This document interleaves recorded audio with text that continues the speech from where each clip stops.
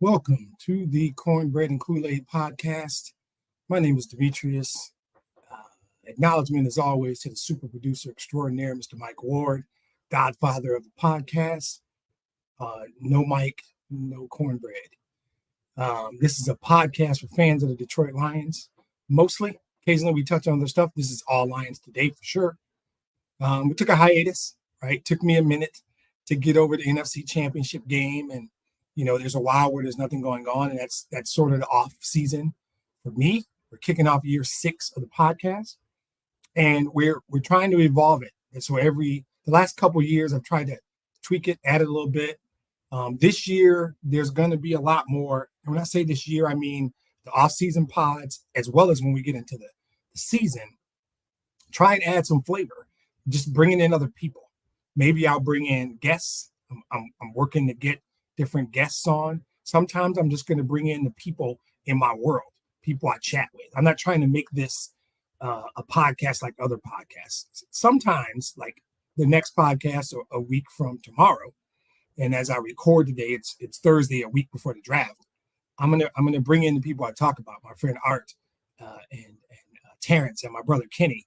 We're all going to be at the draft together, and I'm thinking we just drop something Friday. Get together, talk about what the Lions did or even possibly didn't do in the first round, meaning trading out.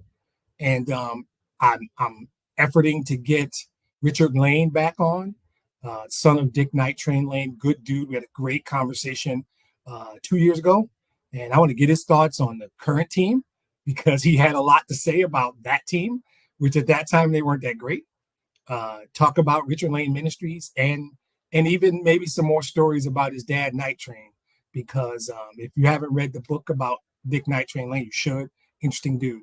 And I'm going to try and add a little bit of a different twist to the podcast this coming season by just having other voices.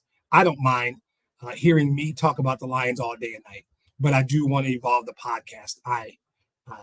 What I do for a living is called continuous improvement, and that's a mindset that I have in my life, in my work, and even in the podcast. So I'm thinking about ways, what could I do, tweak it, make it better. I'm going to add some graphics. Maybe I'll start putting up graphics to just tweak it a little bit, little continuous improvement. So today, like we said, we're approaching the draft. Anybody who knows me knows this is my favorite event of the year. I enjoy the draft more than games. Save the draft is a Lions Super Bowl jokes, Chris, because I'm not here for it. So the draft is a big deal this year in particular because they're holding the draft in Detroit. And simple answer, I'm going to be there. There's a group of us that are going to be there. So certainly Thursday and Friday, because it's more than just the draft. It's an event. It's a party. It's a happening. I think the city of Detroit is going to show up and show out. I think it's going to be a great representation. I think the city and the Lions have done their part to make it an event, a unique and special event. And I think the fans are going to reward those efforts by the team and the choice by the league to bring the draft to Detroit with a good showing those 3 days. So what are we doing today? Today, we're going to touch on uniforms because today happens to be for somebody, not me, it's a big deal. Uniform reveal day, I heard somebody call it. And of course, because we are in 2024 and you can't just schedule an unveiling because invariably someone's going to leak it. And it happened. So I got to look at them. It wasn't my intent to talk about this. My intention was to have my friend James on today.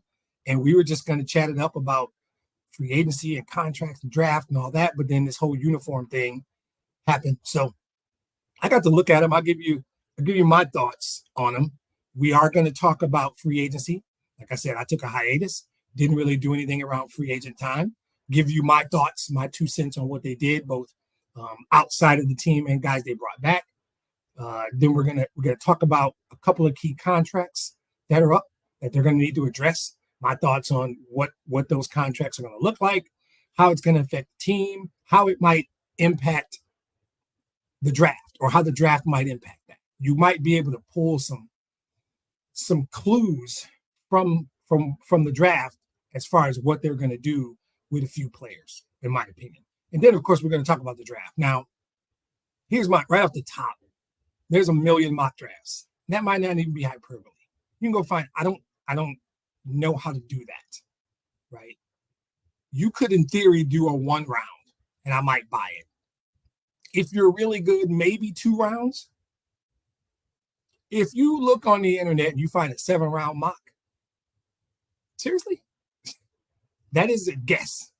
It's a guess. It's what it is. Now, you could do it if you have people picking for the teams because you have no idea. It's even for the Lion fan a special and unique position now because we've never been in this spot. Well, never, probably never. Certainly not in my lifetime. Maybe 92, I don't know. But we're usually talking about 6, 7, sometimes 2, 11.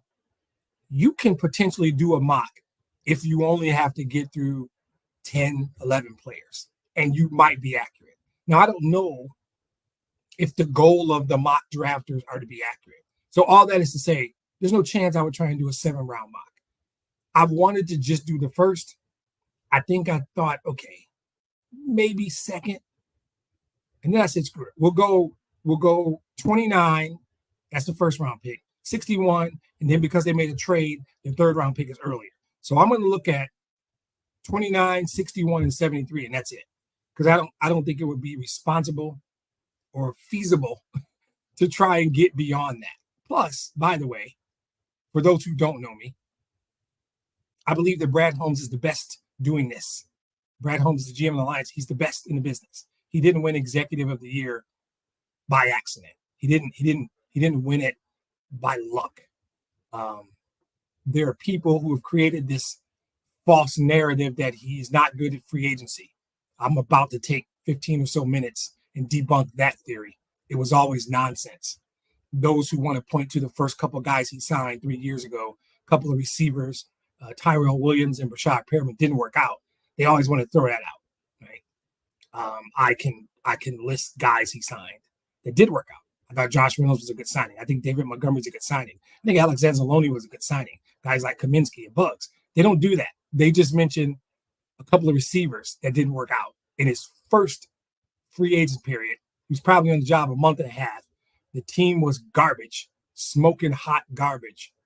And they want to use that to evaluate his ability to sign free agents. And then they ignore a bunch of stuff. But that's when someone's trying to create their own narrative. That's what they tend to do. Right? They will come up with things that support what they want to say, and then they tend to ignore the things that fly in the face of their narrative. So we're going to talk about the free agency period, what the Lions did, both outside and inside. I'm going to tell you how I feel about that. And so I'm going to kick it right off with this jersey thing, right? So I don't know why this is a big deal, number one.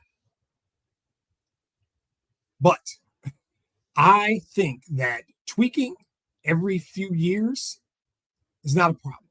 They once had those black accents, and there are times when the numbers are outlined differently. They changed the font. So this year, what I've been able to see in the 3 jerseys I saw were 3 things. The biggest one is obviously they brought back a black jersey. I like the old black jerseys. This one's a little different. It seems a little more muted, but I like it. I think that the white jersey is outlined with the silver, the number, right? Subtle, but I can tell. And then I think the font is different. I don't see the William Clay Ford patch. Maybe it'll be there on the game unis. They did something in the neck area. So in terms of this whole jersey thing, it's a big deal to someone. I've always been a fan of the black ones, so I'm cool with that. It's a subtle tweak, right? I don't believe in the idea of let's totally rebrand our entire organization. Hashtag early 90s teal Pistons. No thanks. Yeah, no thanks. The Lions will never do that. There will be blue and silver. It will always be blue and silver. And they might do the tweak. And I think we'll like these black ones. I'm not a fan of the gray pajamas that they've been wearing. Some people like them. Color rush. I shouldn't be. They sell. A lot of this is just marketing, right? They get to have an unveiling like they're doing tonight and sell more jerseys. That's what that's about. The football team doesn't give a damn. Me, winning or losing football games will not be impacted by any of the things they announced today relative to the jersey. Those are marketing things, which has to be done. It's a part of doing business. I get it. I'm cool. So I don't really have a lot to say about these new jerseys. I see a little bit of a different font. I think it's cool. I'm going to buy at least one. I might have one for the draft next week. We'll see. But I'm cool with that. I get the business part of what they do, and jerseys and uniform sales are a part of the deal. So I don't know what the big hubbub's about.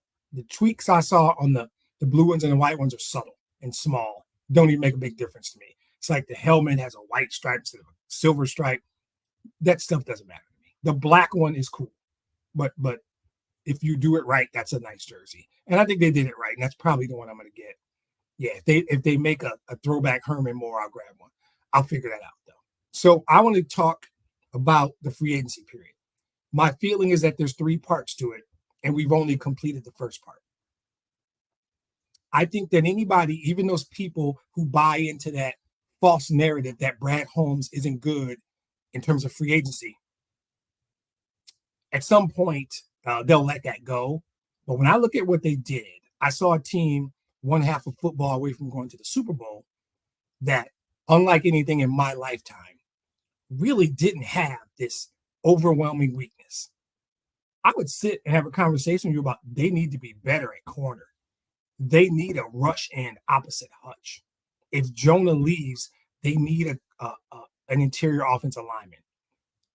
That team was a half of football away from the Super Bowl. So, okay, if that's what you've got, let's rock with that. Set the Cam Sutton stuff aside. I've decided I'm not doing Cam Sutton. We cut a guy. That story's too crazy, and I don't have enough facts. I want to do it, but I just don't know enough, right? So if we go into free agency saying, what are their holes they need to fill? And 100 people did it about every team. What are their holes? I think most of us who care about the Lions, fans of the Lions, watch the Lions, would agree in some order: corner, edge rusher, guard. And then you got the wide receiver people who are overvaluing Josh Reynolds. But that's fine. And I like Josh Reynolds. That's not the thing. So if you say it's corner, edge rusher, and guard, this gets easy, right? They traded for Carlton Davis. This is simple. That's a CB1. Is he the best corner in the league? No. Solid CB1. More importantly, he's really good at man coverage. His man coverage numbers were really, really good. And it gives Aaron Glenn the flexibility to play more man. I am not a fan of zone. You guys watched enough games where you saw guys wide open running. That's a zone and a guy finding a spot in the zone, because his offensive coordinator knows the Lions play zone a lot, and they know where the holes are. How do you fix that? You go trade for one of the better man cover guys in the league in Carlton Davis. That's just a smart move. Now you can say that's not free agency, that's a trade. Cool, got it. They go and they sign Amik Robertson from the Raiders to a palatable 2-year, $9+ million. He played all 17 games last year, started 12 of them. He had the 3rd best passer rating against in the NFL. 3rd best in the league. This is a solid CB2, right? Do I think they should sign another corner? Sure, wouldn't bother me. Maybe Kendall Vildor organically grows into a solid 3rd corner. Maybe you go sign a Stephon Gilmore, Xavier Howard. Don't know. Right now, my thought is you pick one in the draft on Thursday. But right now, I know that the draft is an option to bring in a corner, maybe at one of the 3 picks I'm talking about. I know that there's another wave of free agency right after the draft, because after you draft, you know what you got in the draft, and then you can go fill even more roster spots. And then there is a period post June 1st. There are guys who can't be released until after June 1st because of roster bonus. So there'll be a 3rd wave after June 1st. So corner, I think you addressed it. And when Cam Sutton was still there, I thought, before all the Cam Sutton stuff happened, I thought, oh, look at that. They have completely shored up the corner spot. With the release of Cam Sutton, you probably want more, but it is not a weakness, certainly. Edge rusher. Some of you may know. Some of you may not know who Matthew Betts is. I'm not saying he's a change the world guy. I'm saying he was a CFL player of the year. He led the CFL in sacks. He's depth. Then you go sign Marcus Davenport, palatable 1 year, $6.5 million deal. You signed two guys on the edge. Then you went and got DJ Reader to plug in the middle next to Aleem McNeil. You made your defensive line significantly stronger with those three signings. It's not about Matthew Betts is going to have 18 NFL sacks. That is highly unlikely. But I know James Houston is coming back healthy, and you got Davenport, you got Betts, and you got a guy on the other side named Hutch, and you still got Kaminsky, and what you have is a rotation. You have depth. You have depth when a guy goes down, when a guy needs a rest. The quality of the next guy is closer. The drop-off is not big. That's the key. A guy like Betts is going to, I don't expect a lot. I expect him to be a solid NFL player who, if he does anything close to what he did in the CFL, makes the team better from a depth standpoint. The key is Davenport. And you probably will draft an edge rusher as well. And I mentioned DJ Reader. Great to team up. 2-year deal, good number, like 28, I think. Great pairing with Aleem McNeil. He's 6'3", 335. He just stuffs the middle. He and Aleem McNeil, and I think we were top 5 against the run last year. Bring these two guys in. Now, if I tell you we're better, a top 5 against the run defensive line got significantly better. Now, he's coming off an injury. I assume he's going to be healthy. You don't have to assume that. You're better. You're better up front. You're better. Now, you sucked in at corner. So to say you're better at corner is a lot, but there's still more work to do. And then you lost Jonah Jackson. And that sucked until you went and signed a Pro Bowler from Baltimore and Kevin Zeitler, right? Older, not Jonah, older. And now you can look at the interior of your line and say, Glasgow's like 32, Zeitler's 34, 35, and Frank is 27, but feels like he's 37 because of the injuries. Okay, now we can talk. So now you want to build out a draft board. Now you see where they are. And it's still those. In terms of those are the free agents that came over from other teams. I think it's equally as important to talk about guys they brought back. Glasgow being the biggest probably at like 3 years and 20. A solid deal, under $7 million a year, smart. Jalen Reeves-Maben was a special teams player of the year. And he's like the president of the Players Association, if that matters. It speaks to leadership. They brought back Emmanuel Mosley on a simple 2-year deal. If you get nothing, fine. That $2.2 million doesn't kill you. If he actually gets healthy and plays, now your corner position is starting to have depth. And I like Khalil Dorsey and Kendall Vildor as much as you can like young developing players. I think both of them can get better. Corner isn't the cornerback room isn't as bad as people think. If Mosley's healthy with Amik Robinson, Carlton Davis, Vildor, and Dorsey, you can add somebody else to the room. But that room isn't shoddy. It's just not. Right? I think Brock Wright coming back matters more than people think. Because Brock Wright's a solid dude. They matched an offer from the 49ers to keep Brock Wright.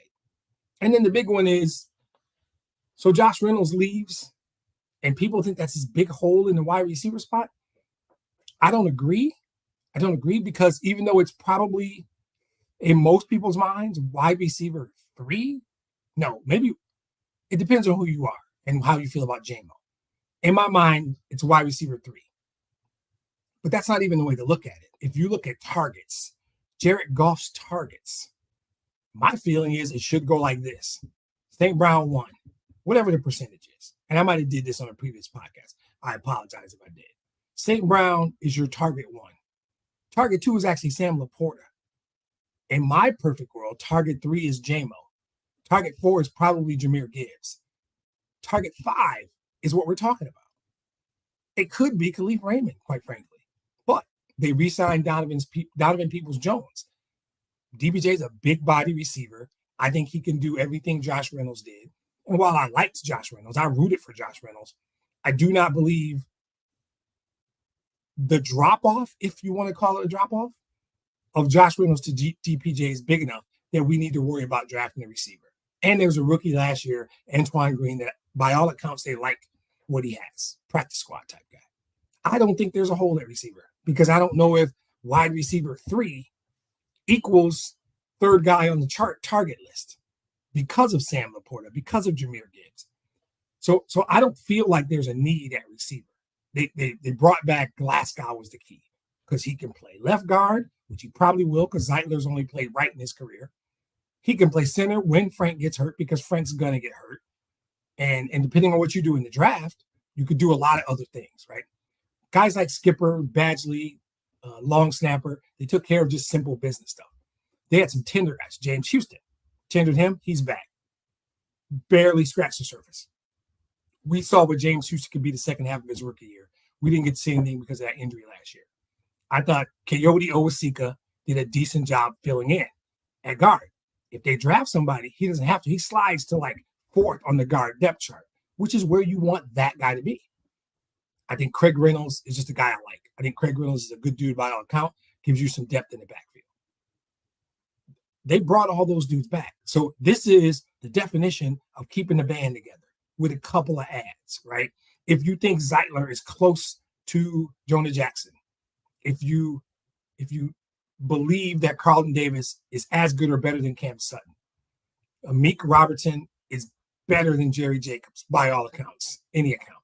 If you believe Davenport and Betts are a help at edge rusher, this team is actually better today, before the draft, than the team that went to the NFC Championship game. The key losses, if you want to call them that, are Jonah Jackson and Josh Reynolds. And like I just said, you replace Jonah Jackson with a Pro Bowler in Zeitler, even though he's older, and you replace Josh Reynolds with DPJ. And we haven't gotten to the draft yet. And none of that is me saying talent is equal. Zeitler's good. Jonah's younger. Jonah's good. But we weren't going to give Jonah the money he got from Denver or Miami, wherever he went. I think it was Denver. No, I think Josh went to Denver. I don't know where Jonah went. Can't remember. But I'm not talking about talent. I don't think there's a drop-off. So if you say to me, Jonah Jackson was better than Kevin's, like, okay, how much? Do we now go from having a top 5 O-line to a 15 O-line? No. I contend everybody healthy. This line is every bit as good as the line last year. Maybe better before the draft. So if we suited up today, I think the Lions could compete for a Super Bowl right now. And we haven't even gotten to Brad Holmes' party, which is the 3 days of the draft. Because even for those who thinks he's not good at free agent signings, and I feel like I just debunked that, nobody is going to argue that Brad Holmes doesn't know how to get down the last weekend in April. You just can't. The data. I'm a data guy. The data screams it. Brad Holmes is the best at it. He won the Executive of the Year for a reason. He's the best in the business at it. My hope, quite frankly, even though it might impact what we do Thursday night, I hope they trade back. Get another second. Get another third. I hope they take 4 players on Friday. My guess is all of them will contribute. Here's the beauty. If they pick at 29, I don't think that dude starts. I don't care where you pick. I don't think he starts. I don't think there's a rush in at 29 that will necessarily beat out Davenport. I don't think there's a corner at 29 that'll beat out Amik Robinson for the outside corner slot.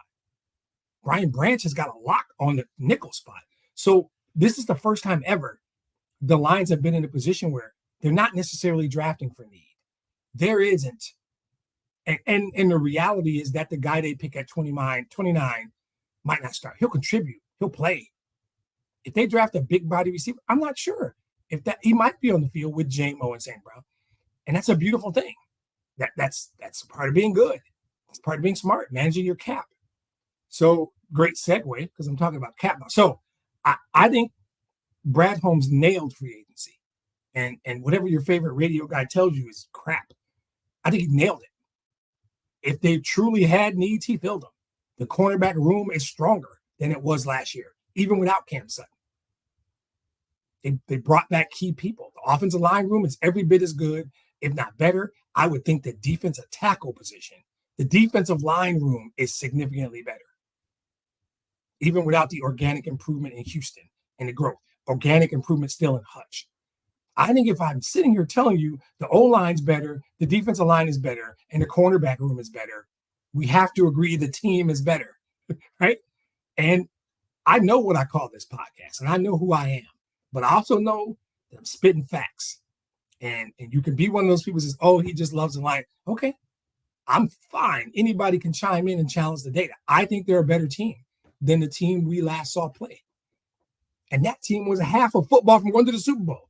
I can't tell you that the Packers definitely got better because while they got Aaron Jones gone, okay, you replaced him.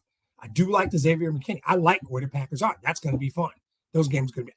I don't know that the Bears. I know the Bears are starting a rookie quarterback. There's no world where you can tell me the Vikings are better. They lost Kirk Cousins. They lost Daniil Hunter. They lost Marcus Davenport. You can't tell me the Vikings are better. I think when you look at what the Lions have done to this point, you can actually say they're better. And I'm not even talking about the organic growth of young players. I'm not talking about any of that. Just putting the band back together with 2 or 3 tweaks. Is Dallas better? Dallas didn't do anything. There's no way we think Dallas is better, right? They lost, probably. Who's it? Philadelphia? Swapped out DeAndre Swift for Saquon Barkley. If Saquon stays healthy, he's healthy. They also lost Jason Kelce, one of the best centers in the history of the game. They lost things too. So you see that. So they signed Saquon. Oh, there you go. No, you got to look at this holistically. And when you look at what the Lions lost and what the Lions gained, the Lions are a better team on April 20, whatever this is, April 18th, than they were when that game ended in San Francisco. There aren't a lot of teams that can say that because the draft is a big part. And Brad Holmes is just starting to cook. So I want to talk about 4 players, contract situations. This is the cap part of Brad Holmes' job.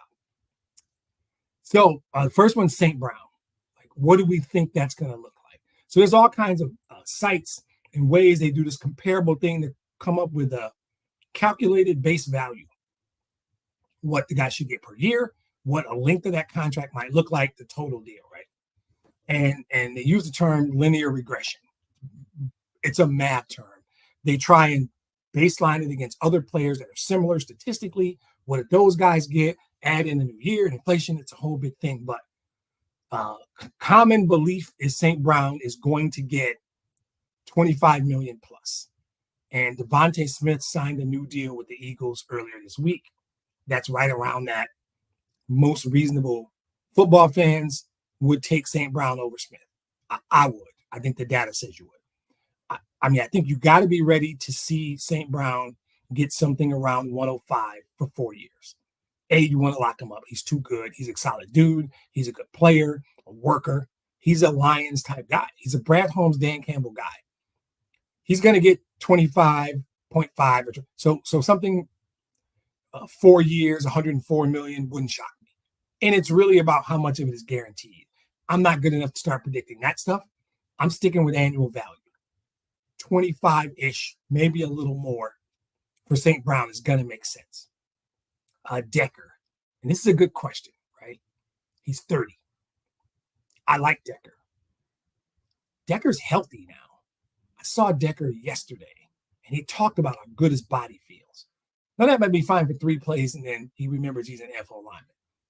But I think Decker's going to come in over 20, right? If you extend Decker for 3 years, that's going to be 65 million, 67 million. They have the space to do it. So none of this is news to Brad Holmes. None of this is unexpected. Now, the reason I'm even bringing it up, if they draft a tackle at 29, I don't know that you re-sign Decker. I think it might be a tip that maybe they like Kobe Sorsdahl back out at tackle. I don't know. That's the kind of thing you need to look at.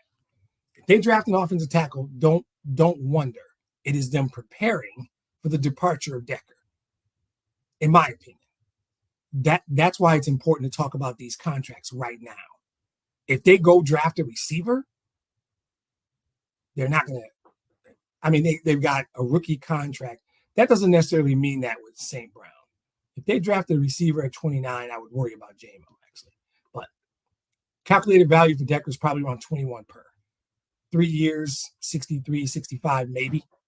Aleem McNeil. This one's a little tougher because I think it's more of a subjective thing.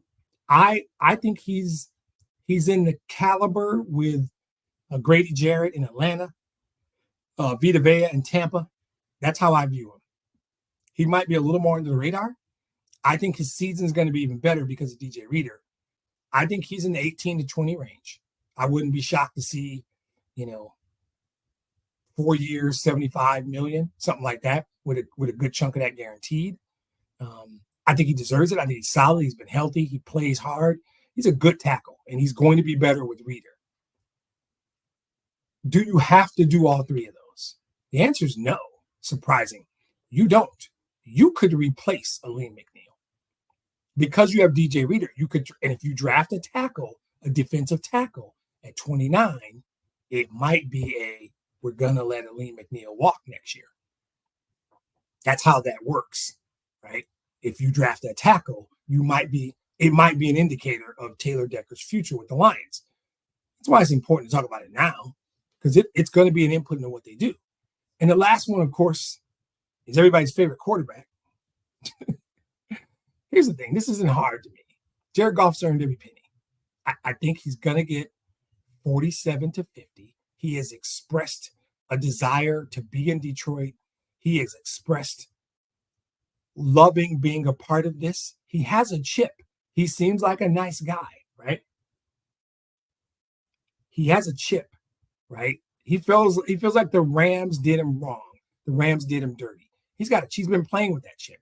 And I think the second half of the 49er game blew everybody's chip up even a little bigger. He's still hearing stuff like game manager, probably top 7 quarterback in the league, completion percentage, whatever the metric is, whatever it is. You can not like him. You can be like my brother and says he's immobile. He should have scrambled and got those 2 yards. I don't, that's not me. My feeling about quarterbacks is this. If you rank, and I love ranking stuff, if you rank what are the important features, and I might have done this before.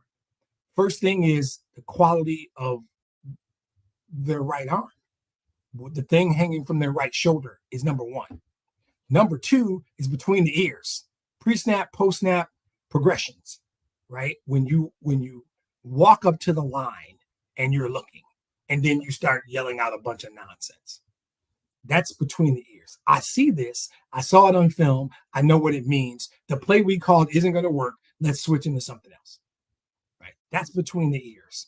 Post-snap, when it looked like the safety was coming, and he decides not to come and drops back. Or the linebackers come, but the linemen drop out in his own blitz. You've got to see all that and make decisions. All that's between the ears. Leadership, command of the huddle. That's my third thing. When you walk on the field and you're down 4 with 2:05 left, those other 10 dudes have to believe we're about to win this game. Because that dude is my quarterback. We're about to win this game. And there are dudes that believe that. I watch St. Brown Brothers podcast all the time. Amon-Ra St. Brown loves Jared Goff. Not he's a nice guy, he buys me gifts. No, he thinks he's an excellent football player. And you know who else does? Brad Holmes. Right? And I think I know a lot. I know a fraction of what Brad Holmes knows. Dan Campbell. They know what tough leaders look like. So to me, it is 1, the thing hanging from your right shoulder. 2, the thing between your ears. 3, leadership. Command of the huddle. Inspire your teammates. A leader of men. 4th, maybe, is your feet. What you can do with your feet. And I always hear, Patrick Mahomes isn't a running quarterback. He has the ability to move his feet and buy time in the pocket. Maybe a little bit of a scrambler. Patrick Mahomes has the greatest right arm ever. First of all, and he makes good decisions, by the way. So those are the things. Don't get tricked into thinking, and Mahomes has rings, plural. Tom Brady was a statue. Couldn't run his way out of a bag. Handful of rings. I've done this before. Guys like Aikman. Like there's a bunch of guys out there with rings who can't. So get over Jared Goff isn't a running quarterback. Watch all the Lamar highlights you want. Fall in love with all these scrap who don't have any rings, who don't have playoff wins like Jared Goff does. Here's the reality. The Lions are going to put a piece of paper in front of Jared Goff's agent probably in the next month, 6 weeks. And it's probably going to say 4 years, 205. Just get yourself ready. Maybe it's a 3-year extension and it's 170, 160 something. Just get ready for it. Just accept it. because that's our quarterback. And I don't do the pat myself on the back thing often. I said it a year ago. I said it 2 years ago when the dude in Tennessee, Malik Willis, don't take Hutch at 2, take Malik Willis. I almost lost everything on that one. I said it the day of the trade. Look in the archives. There's a podcast, the day of the golf trade. You can see it on YouTube. Me and Mike, that night, the next night, got on and said, and he asked me, what do you think about golf? Is it throw-in? I said, I don't know if golf's a throw-in. Jared Goff might be our quarterback. And that ain't about me being right. It's about they're about to extend him. So all the Hendon Hooker dudes are going to be butthurt. All the running quarterback slappies are going to be like, oh my God, he can't scramble. Okay, whatever. They got to get these deals done. But watch the draft and see who they pick because it could impact these deals getting done. All right, last topic. I'm going a lot longer than I thought, and I haven't gotten to the draft yet. So my feeling about the draft is that it is the most important component of roster construction. It always has been. Well, wait, it hasn't always had. I'll tell you when it was. And that's just code zero. I don't get down like that. 1993 was when I realized that the draft was the thing. And at some point, shortly before the draft, the Lions made a trade with the New Orleans Saints. I think we had the 7th pick, I want to say. I could be wrong. And we traded that pick to the Saints for a outside linebacker. He'd probably be an edge rusher now. He played outside linebacker in a 3-4 for the Saints. His name's Pat Swilling. I think the Lions lined him up on the line or whatever. And he had a short and less than illustrious career with the Lions. The Saints, though, took that 7th pick and drafted an offensive tackle named Willie Roaf. So if you're old enough, like me, you see how this story goes. Willie Roaf was a 7-time Pro Bowler. He was all-pro multiple times. Most of his career with the Saints, he played the last few years in Kansas City, won like offensive lineman of the year multiple times. And Willie Roaf is in the Pro Bowl, is in the Hall of Fame, right? That's when it hit me. It wasn't that moment. It was probably 2 years later, when Pat Swilling was no longer on our team and Willie Roaf was clearly the best offensive tackle in all of football. It's like, wait a minute, you have to draft and develop. I think we got to be at a place with Brad Holmes right now. And I know there's been a lot of Brad Holmes on this show, but it's a draft show. And he's the best. He's the best who does it, right? There's got to be a degree of whatever Brad Holmes does, I'm in. Some of that is the cornbread and Kool-Aid. That's me, the optimist. I love almost every draft. But there were people legitimately last year who were pissed. You took a running back at 12. There were people who were pissed, traded up and drafted Andrew Jamo 2 years ago. People didn't love Brian Branch, although it was a 2nd-round pick. I'm at a place. I'm going to love this draft no matter what, because Brad Holmes is making the selections for my team. So do I know? Nope. I'm about to give you some names that I like. I'm about to give you my thoughts on roster construction when your team is this close to being championship level, when your team used free agency to actually get better and are legitimate picks by anybody who knows anything about football as a team to beat in the NFC. There's nobody's going to doubt that, right? So let's just talk about a few players. And it's a new venture for me. I generally am talking about who the Lions are going to take at 6 or 2 or something like that. This is the 6th draft podcast. I've never had the luxury of talking about a pick at 29 because they've never been this good. I've never had the luxury of saying these 3 words, best player available, BPA, as they say. I'm going to say BPA a lot. That's the thing. We don't need anything. We just need good football players. I don't care. I would say the only 2 positions I would say under no circumstances do you draft are quarterback and I might not even say running back. If he's the best player on your board at 29, take the running back. But Montgomery's under contract for 2 more years. Obviously, Gibbs has 3 more years on his rookie deal.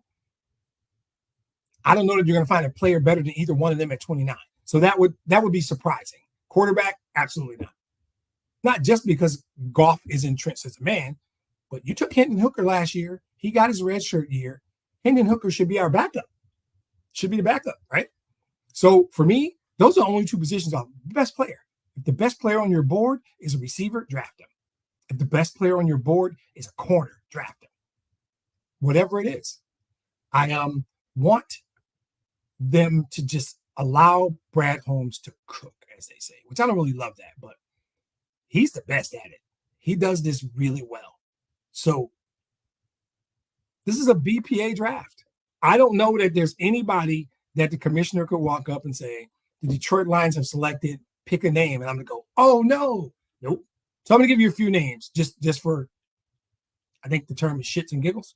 Yeah. Now, my honest love, what would make me happiest is at 29, Goodell walks up and says, there's been a trade. I would like them to trade back. I would like them to have 4 picks on Friday. That would make my Friday. Friday would be badass if Brad Holmes gets to pick 4 top 100 players, right? That would be great. But if he picks at 29, I assume that dude's going to be ready to play. He's going to contribute, and he's going to be ready to rock because they know what they're doing. And I give Brad Holmes all the credit. Honestly, obviously, there's a team of people doing this stuff.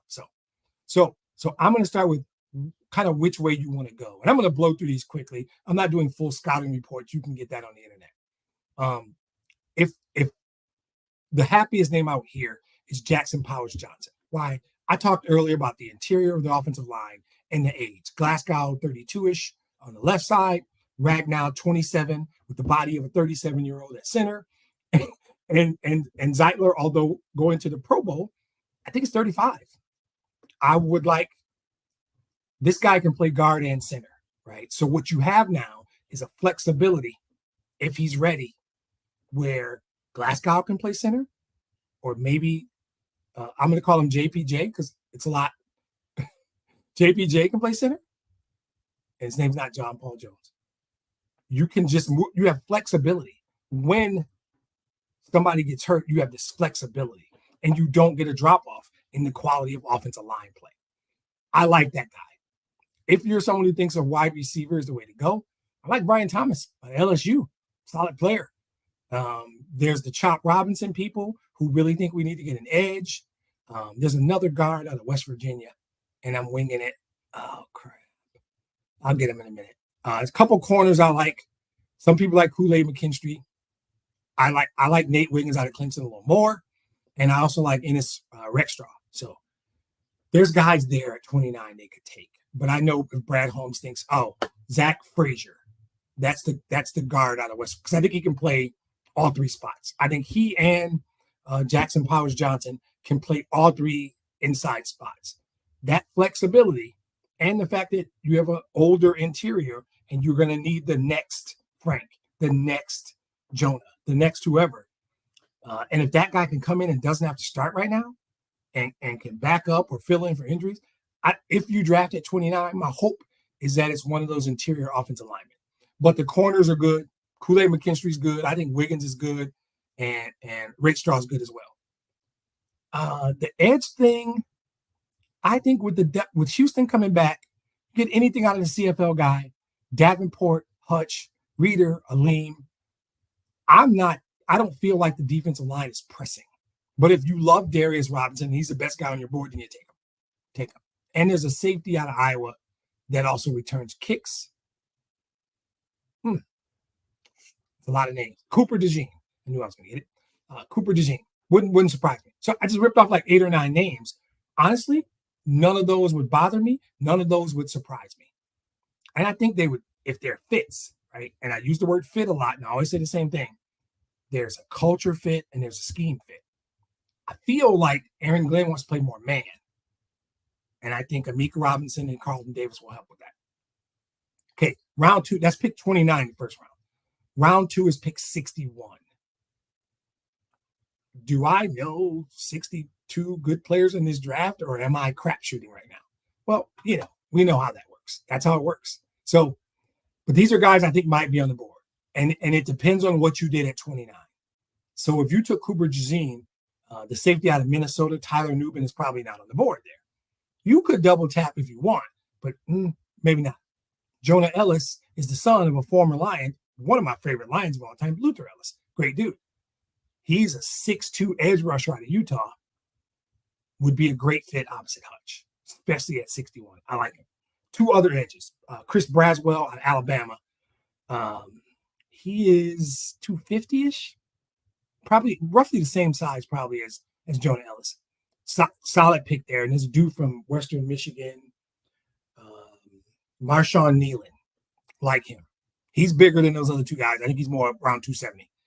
Then there's guards down there. Cooper Beebe is down there. I think there's a tackle out of Utah. I'm going to leave that guy alone because I think his name was hard to pronounce anyway. If you didn't go corner and you want to talk corner, Kamari Lassiter from Georgia might still be there. He's 5'11", 186.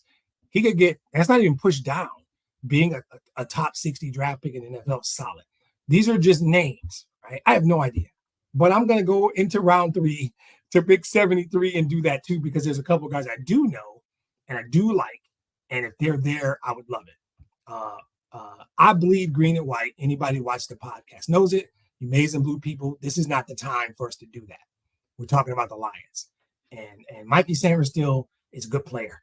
And if he's still on the board at 73, I would like him.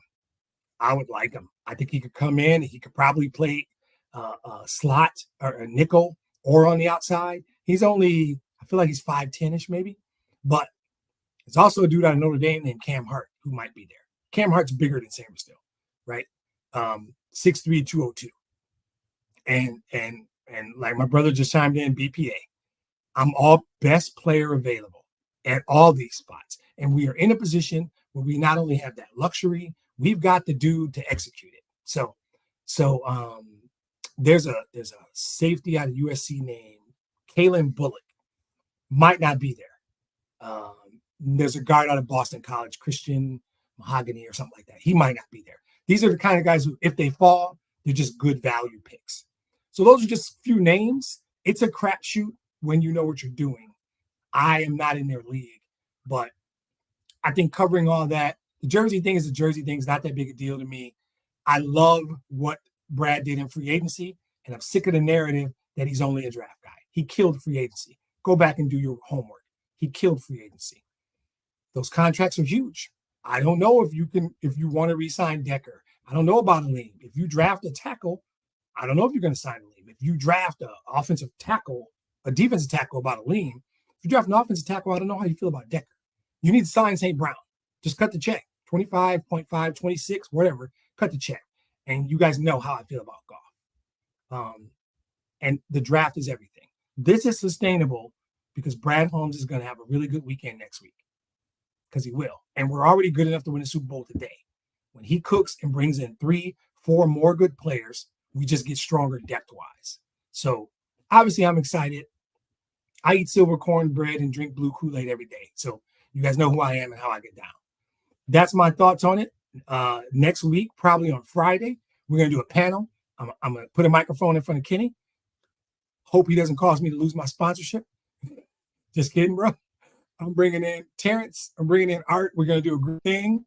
If they picked on Thursday, we'll talk about what they did on Thursday. If they don't, we'll talk about what they're doing on Friday. So I hope you enjoyed it. We're back at it, kicking off season 6. We're gonna get back at it next week. Everybody have a good day. Have a good weekend. Have a good week. It's draft week. It's draft week, and the draft's in Detroit. So enjoy it. We will see you soon. Have a good one.